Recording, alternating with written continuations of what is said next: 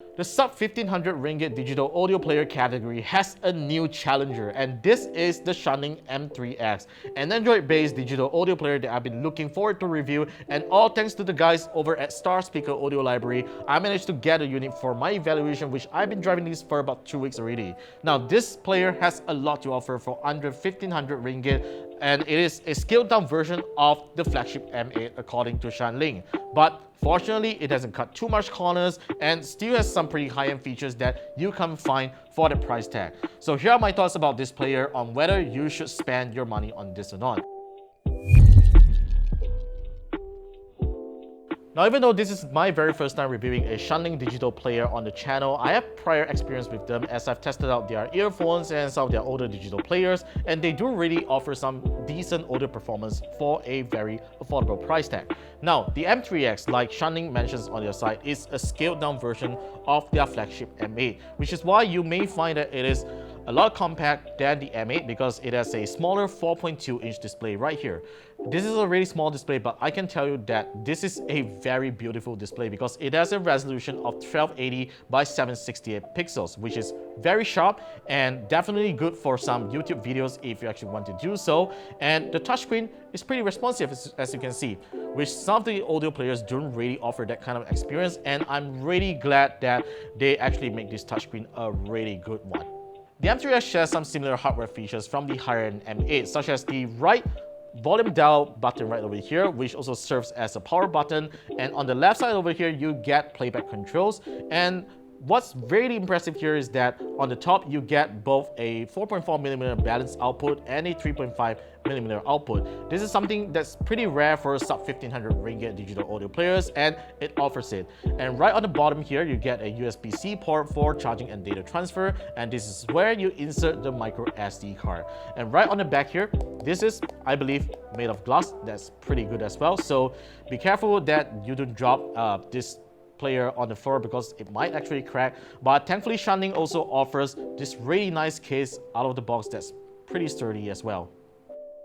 Another impressive feature of the Shanling M3X is that it doesn't have a crappy spec sheet. This thing here is powered by a Qualcomm Snapdragon 430 SoC paired with 2GB of RAM and 32GB of storage, which by all means, it sounds a little underwhelming when it comes to smartphone standards, but it is really good for a digital audio player standard, where most digital audio players out there would come with really crappy SoCs that makes the entire experience pretty laggy and with a lot of freezes. But throughout my usage, during this 2 weeks, I have not encountered any lags or freezes on the entire experience. I was even able to do some casual web and social browsing, even played some games on it. It works totally fine on this device, which is why it makes it so impressive. Despite being a scaled down version of the M8, Shanling didn't cut corners on the M3X's audio performance, as the player is powered by two ESS Sabre ES9219C amplifiers. The player supports playback of up to PCM 32-bit 384kHz, DSD256, and 16x full unfolding MQA files.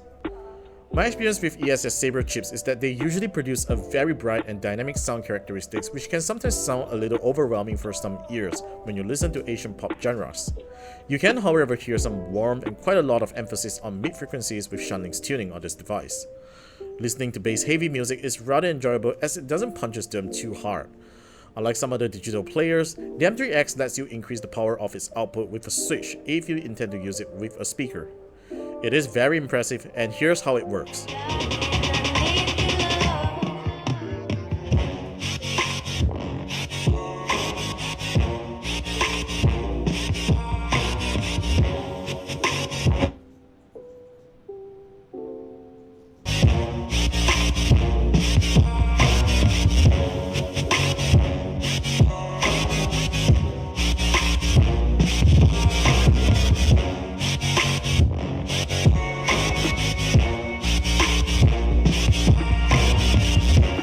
The music player of the M3X is very functional and user-friendly. It supports wireless file transfers and lets you access network storage within the app. It also gives you great control over the sound characteristics with a 10-band equalizer, though sadly it can't be applied at the system level, so you're very much stuck with Shanling's default tuning if you play music from other apps. The M3X can be used as an external amplifier when connected to your computer over USB-C with a 32-bit 48kHz output. It supports AirPlay and Bluetooth audio receiving, with the latter only supporting LDAC and SBC codecs. Bluetooth transmission is excellent with the Android Global Lossless Output technology, as it bypasses Android's native conversions that could downsample audio playback, while it supports major lossless audio codecs. One of the main issues I faced back on some Android digital players is battery life and charging. I was able to achieve up to 18 hours of combined listening time on 70% volume while doing web browsing every session.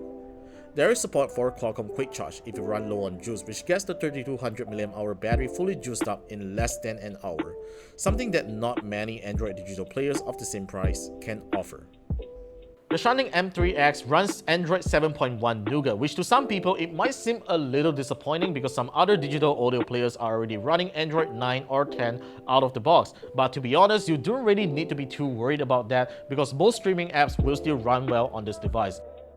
So Shanling has also installed the minimal Google Services package on this device, so you get to install most of the Google Play Store apps without any issues, and it is also one of the reasons why you're able to get up to 27 gigs of usable storage when you first boot it up.